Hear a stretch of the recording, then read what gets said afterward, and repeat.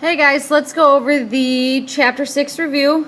So the first section says, are the following figures polygons? If no, why not? So remember, the things we're looking for no's are if there's any overlapping, if the figure is open, so if not all the sides are connecting, or if there are curves. So number one is a yes, it is definitely a polygon. When it's a yes, you don't need to explain yourself, so just yes is fine on that one. Number two is a no, and the reason that is that there are curves.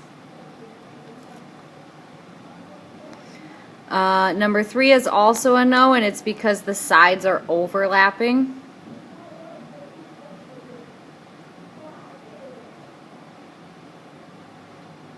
And then number four is a yes. So the one that was not on here that would cause it to be a no is if something is open, or you could say the figure is not closed. So it was something like that, where the sides just aren't meeting. That's what we'd be talking about there. Alright, let's go ahead and go down to the bottom. So the directions on this section say to classify the polygon by the number of sides. Now, some of you on your quiz didn't quite do this section correctly. You just counted the number of sides. I don't want the number, I want the name of the polygon. So for example, number 5 has 5 sides. 5 is not the answer, okay? A 5-sided figure is called a pentagon. So pentagon is the answer. Alright, number 6, we can count up the sides. We have 1, 2, 3, 4, 5, 6, and 7. A 7-sided polygon is called a heptagon. Number 7 has 4 sides where you don't know anything about the angles, so don't try to say the angles or the sides, so don't try to say something like rhombus or square or rectangle. We don't know that much information about it. All we know right now is that it has 4 sides, so we'd call it a quadrilateral. And then number 8, if you count those real quick, it has 6 sides, so we call it a hexagon. Oops, hexagon. Alright, so each question on this first page is worth 16 points. 2 points apiece, so 16 points total. This is a really easy 16 points, so please take your time on these tomorrow. Actually count the number of sides. Make sure you aren't just writing the number of sides, you're writing the actual name of the polygon. Everyone should be getting all 16 of these points. These are super easy. Alright, go ahead and jump to the back. So number 9, it says to find the measure of angle A. These are for 3 points apiece. We know that all the angles of a quadrilateral add to 360. So the easiest way to do this problem is to start with 360 and subtract the angles that you know. That will leave you with the angle that you're looking for. Alright, and when you go ahead and type that into your calculator, you should be getting 48 degrees. Alright, if you're not a big fan of that method, the other way to do it would be to call a variable. Angle A, we could call it x, for example. You could write an equation as an alternative way to set this up. So you do x plus 120 plus 130 plus 62 equals 360. You could solve it that way. Essentially, you're doing the exact same thing. I like to just start with the 360, take away the 3 I know. That leaves me with the one I don't. But the whole setting up an equation is a little bit more mathematically accurate, so it just sort of depends on your preference on that one. Alright, same setup on number 10. I'm just going to do it the easy way, the quick way. So I'm going to start with 360, take away 77. Take away 90 because we have the box for the right angle. Take away the 45. That leaves me with 145. Alright, I'll give you a couple seconds with those.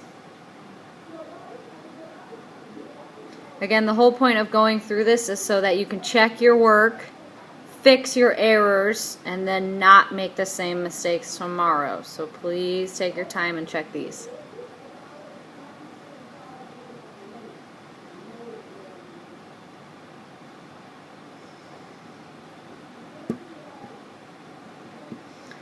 Alright, I think that should be good for you guys. Let's go on. Whoops. So we are on number 11. So the best way to do number 11 is to set up an equation, sort of like we talked about on number 9. You could do it on number 9. The reason we do this now is because we already have the x. It's just easier to set up in equations when the x is already given, and because there's more going on in this angle than just the x. Sometimes there's some division you have to do, so in this section it's just easier to set up the equation. It is a little bit more work when you set up an equation. That's why these are worth 4 points instead of 3 points like the last section. Alright, so what I'm going to do is I'm going to start here, the x plus 48, add the 100, add the 78, out of space. Let me move that somewhere.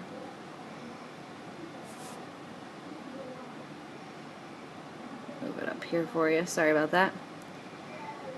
Still need to add the 56, and that equals 360. Alright, let me double check. I have the x plus 48, I have the 100, I have the 78, and I have the 56. Alright, next thing we want to do is we want to combine like terms. So type all these into your calculator. 48 plus 100 plus 78 plus 56. You should come up with 282. So x plus 282 equals 360. To get the x by itself, we have to subtract the 282. So that leaves us with an x value of 78. Alright, very similar setup on the next one. We want to add these 4 angles. So 2x plus 90 plus 67 plus 69 equals 360. Next, you can combine like terms. So the 2x is not a like term with the rest of the numbers on the left side, so you need to write the 2x. When you add the rest of them, you get 226. That equals 360. We're going to subtract 226. Subtract 226. That leaves us with 2x equals 134. And final step, you want to divide both sides by 2. So x equals 67. Alright, I'll give you a second to get the rest of that information down.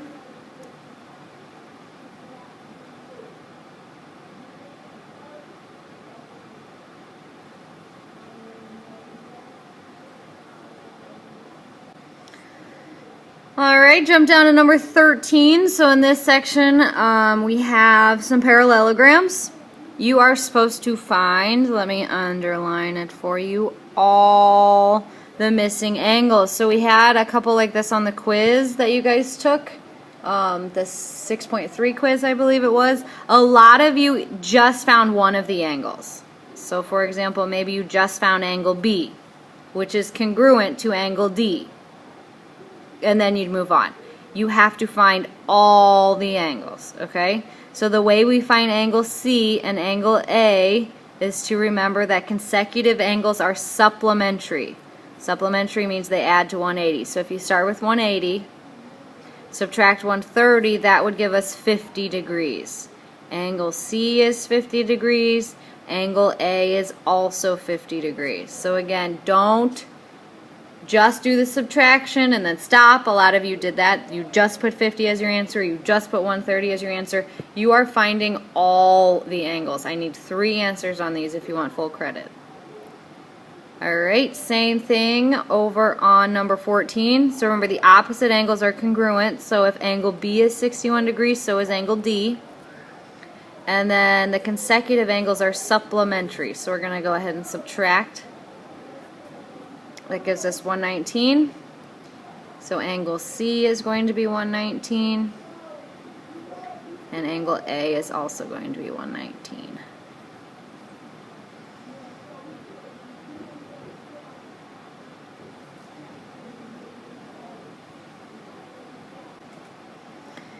Alright, jump to number 15 and 16. The directions say the quadrilaterals below are parallelograms.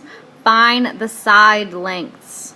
So CD or DC is right here. Remember, opposite sides are congruent in parallelograms, so this one's going to be 0.75. And then DA is going to be the same as the side opposite. So it's going to be 1.25.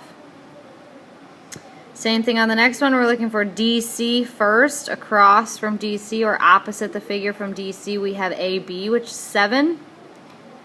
And then for DA, we look across to CB, and we get 14. You guys did really well on that section on the quiz, so I'm not super worried about those.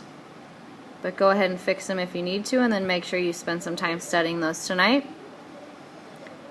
Alright, for 17 and 18 it says, tell whether the figure is a parallelogram. Explain your reasoning. So, number 17, to be a parallelogram, the consecutive angles have to be supplementary. So, double check to see if these are supplementary. When you add these together, you do get 180 degrees, so this would be a yes. And the reasoning would be consecutive angles supplementary. Or you could say angles right next to each other add to 180, or something along those lines. So yes, this stands for consecutive angles supplementary, which means they add to 180. Alright, number 18, to be a parallelogram, the opposite sides need to be congruent. So these two would need to be congruent, and these two would need to be congruent. They are not, so you can simply say no. If you want to explain on a no, you can. I'm not going to take points off if you don't explain on the no's. The ones I really want you to explain are on the yes.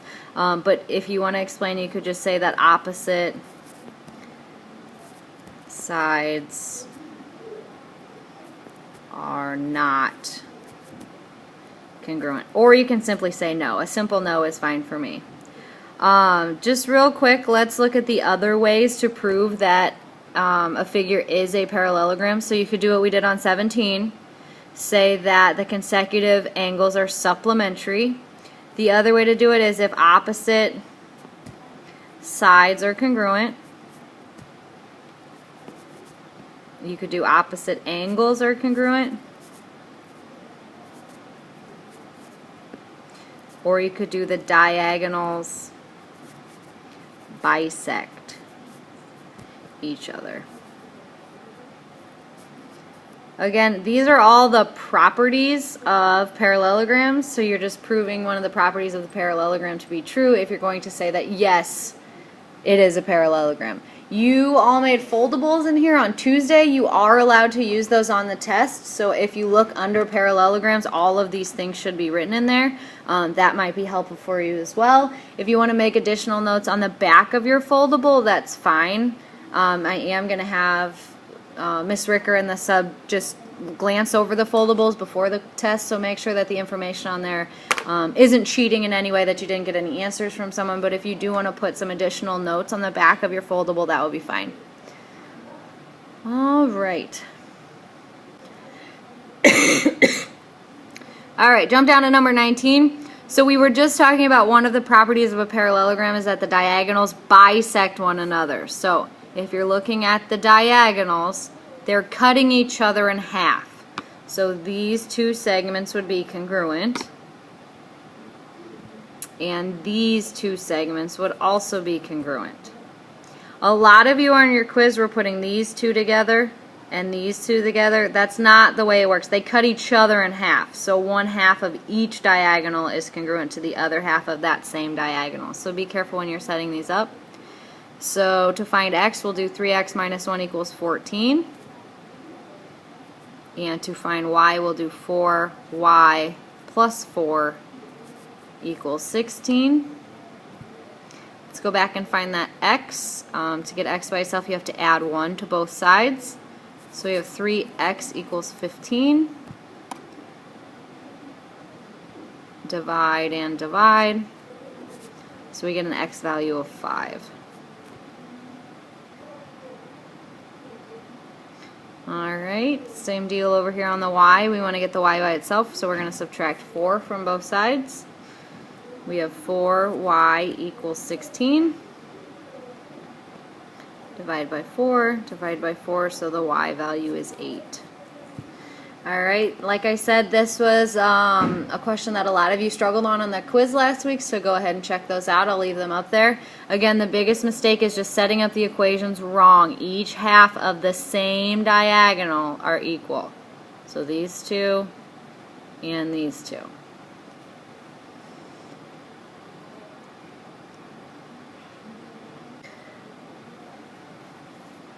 Alright, if you go down a little bit to number 20, we're looking at this section. It is a rhombus. That's going to be very important. We know that in a rhombus, all the sides are congruent. So anytime we're talking about a side, the answer is going to be 6. So it looks like number 22 is 6, and number 23 is also 6, because those are both sides. EH is a side, and HG is a side. Alright, so those were the easy ones. Remember though, all rhombuses are also parallelograms, so we know that opposite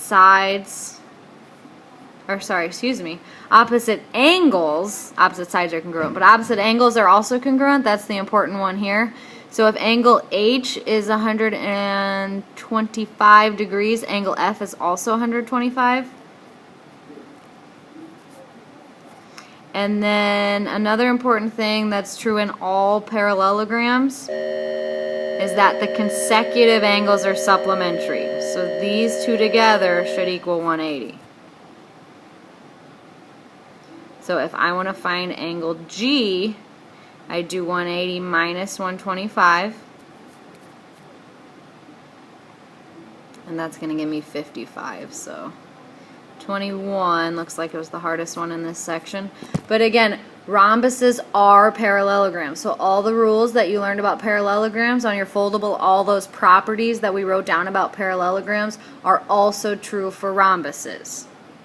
And in addition to that, all the sides are congruent. So you still have to remember all the properties of parallelograms and add the little bit of information that makes it specifically a rhombus. All right.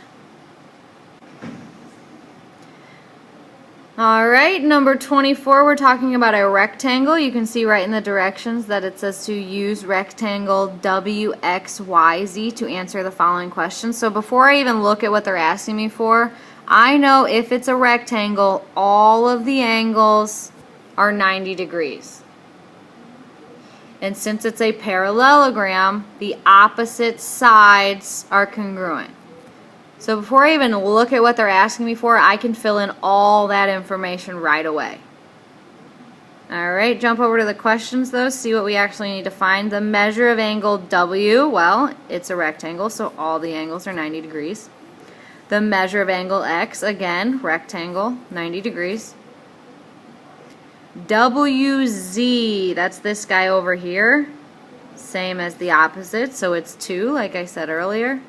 And then WX is that segment up top. It is 3.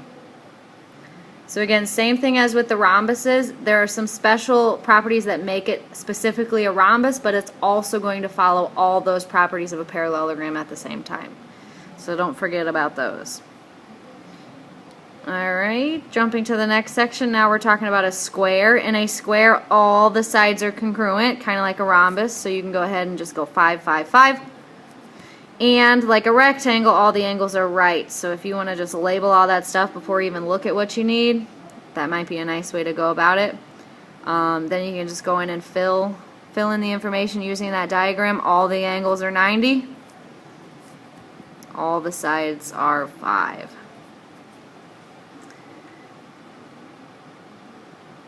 Again, those foldables are going to be super important for this stuff, especially if you're not really good at memorizing. So go ahead and bring those foldables tomorrow. You have to use your own foldable, so don't say, oh, I'm not going to bring mine, but my buddy's going to bring his. There's no sharing foldables. That's just opening us up for cheating a little more than I'd like to. So bring your own foldable, use your own foldable. write whatever information you think you'll need on that foldable, and make sure you bring those on Friday. Alright, in the next section we're talking about trapezoids. Number 32 is just a regular trapezoid. It's not an isosceles trapezoid. We learned that in a regular trapezoid and an isosceles trapezoid, the angles on the same side, the lower base angle, the upper base angle on the same side of the trapezoid are supplementary. So the way we're going to find angle P is to start with 180 and subtract the 62 degrees. That gives us 118. That is going to be the measure of angle P. So you can do an arrow like I did. You could write the measure of angle P equals 180 degrees. You could just write 180 right up in the diagram if you wanted. Just make sure we know which angle you're talking about. Don't just put 118 and circle it. And then put 142 and circle it. We have to know what angle you're talking about. So either label it right on the picture or put angle Q next to your answer or angle P next to the other answer, but we need both of these answers. And again, you just start with 180, subtract the angle, the lower base angle, that'll give you the upper base angle on the same side on both of these. Alright, number 33 is actually a little bit easier. It's easier because we have an isosceles trapezoid. I can tell it's an isosceles trapezoid because the legs are congruent. And you can tell it's a trapezoid because one of the pairs of sides are parallel. So anyway, we've got a trapezoid here. It's an isosceles trapezoid. In an isosceles trapezoid, the upper base angles are the same. Now, here they don't quite look like upper base angles because it's a trapezoid flipped on its side. So be careful on that, but you can tell that this is a base because it's one of the parallel sides. So the base angles on the same parallel line, those are congruent, so those are both 120. And then again, Q and R are going to be supplementary, P and S are going to be supplementary. So if I start with that 180, subtract the angle that I know, that'll give me the angle that I don't know. And that is going to be both angle R and angle S because the lower base angles are congruent in an isosceles trapezoid. This is kind of like that section earlier. You have to give all the missing angles if you want all the points. So be careful on that one. Make sure you're not skipping any angles tomorrow.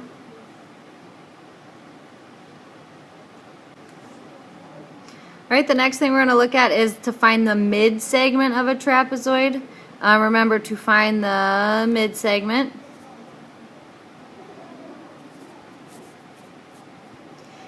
You take 1/2 times the sum of the bases. So base 1 plus base 2. That's the fancy way to write it. I think the easier way to think of it is you're just averaging the bases.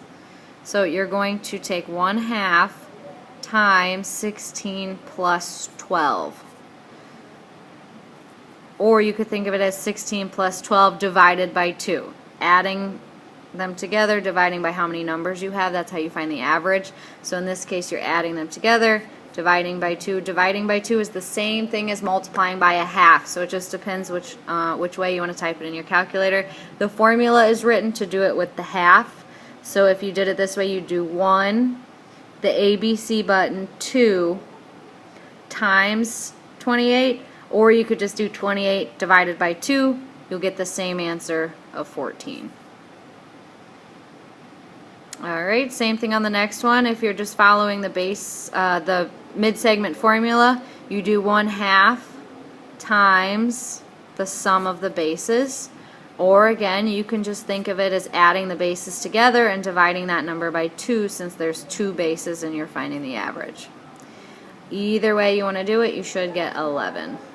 Which makes sense because 11 is halfway between 7 and 15, and the mid segment is halfway between these two bases. Remember, the mid segment connects the midpoint of each of the legs.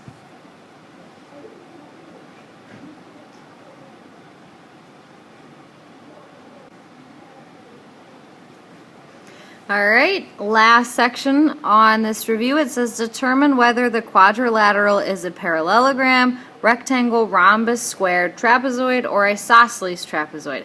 Be as specific as possible. So that's very important right here. Be as specific as possible.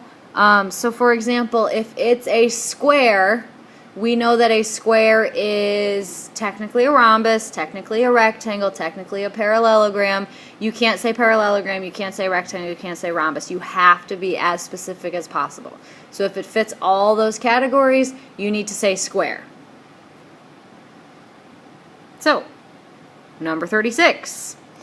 It has 3 right angles. We know when it has 3 right angles, the fourth one has to be a right angle. The reason that is true is because all the angles add to 360. And if you do 360 minus 90 minus 90 minus 90, that fourth angle has to also be 90. So that's how we get that this is a right angle. So that's step 1. Now, technically, since there's all right angles, you can say it's a rectangle, right? And opposite sides of a rectangle are congruent. So if this side is 9, this side down here is also 9, because the opposite sides of a rectangle are congruent. If this one is 9, this guy over here is also 9. So now all the sides are 9, all the angles are 90. So you might be thinking rhombus, you might be thinking rectangle. It's actually both. It's a rhombus and a rectangle, which makes it a square. So again, you have to be as specific as possible. It fits all the categories or all the criterion for a square. You got to say square. Okay, you can't say rhombus, you can't say rectangle, you can't say parallelogram. Be as specific as possible. Alright, number 37, I see right away that all 4 sides are congruent. You can see these little marks on the sides mean they're congruent. That's leading me to rhombus, possibly square. For a square, these would have to be right angles. We don't know that they're right angles, but we do know that opposite angles are congruent, which is good. Opposite angles congruent means it's a parallelogram. It's more specifically a rhombus though, because all 4 sides are congruent. So again, you can't just say parallelogram, you have to be as specific as possible. So go ahead and say rhombus. The reason it's a rhombus is because all 4 of those sides are congruent. If only the opposite sides were congruent, that's when you could just say parallelogram. But since they're all 4 congruent, we can say rhombus. Alright, and the last 2 on here, number 38 is actually tricky. I actually remember this problem from last year. A lot of students getting this one wrong. It looks like a rectangle. Your instincts are probably yelling, rectangle, rectangle. The problem is we don't know if these are 90-degree angles. They look like they probably are, but remember, unless the diagram has it labeled like that, you cannot assume it's a right angle. You just can't. So although you might be leaning towards rectangle just because it looks like a rectangle, we actually cannot jump to that conclusion. The only thing I know is what is labeled, and it's labeled that the opposite sides are congruent. When opposite sides are congruent, it's a parallelogram. So please slow down on this one. Don't automatically follow your gut. My gut wanted to say rectangle too, but just make sure you're not jumping to conclusions that are not actually written on your diagram. Alright, and last but not least, number 39, I see these little arrows. These little arrows mean that those sides are parallel. So this figure has exactly 1 pair of parallel sides. That makes it a trapezoid. Anytime you have a trapezoid, you need to stop and ask yourself, is it an isosceles trapezoid or is it a regular trapezoid? To be an isosceles trapezoid, the legs have to be congruent. And in this case, the legs are congruent. So you can go ahead and say isosceles trapezoid. Again, this is where that be as specific as possible thing comes into play. If you just say trapezoid and you could have said isosceles trapezoid, you will be marked wrong tomorrow. Alright, so that is the Chapter 6 review. If you guys have any questions, try to talk to a friend. You can ask the sub, you can ask Miss Ricker, you can ask your LS teacher. I do apologize that you can't ask me in person. Hopefully this video will cover any questions as you had. I tried to be as detailed as I could. Your test is tomorrow, though. It is just like this review. The questions are a little bit different, but the format is the same. It is 39 questions, and it is worth 100 points. I said it a few times. I'll say it again. Make sure you bring your foldable. If you show up and say, well, I left my foldable at home, I can't take the test today, you're taking the test, okay? It's your responsibility to bring it, and if you forget it, you're just out of luck. So best of luck to you guys on that test. This video is public on YouTube, so if you want to go ahead and watch it again in your LS class or tonight to study, that is totally up to you. You guys have the rest of this class period to study. Please find something to do quiet. If it's okay with the sub, you can go ahead and listen to music, but make sure you are doing something to prepare yourself for tomorrow's test. Good luck to you guys, and I will see you next week. Bye.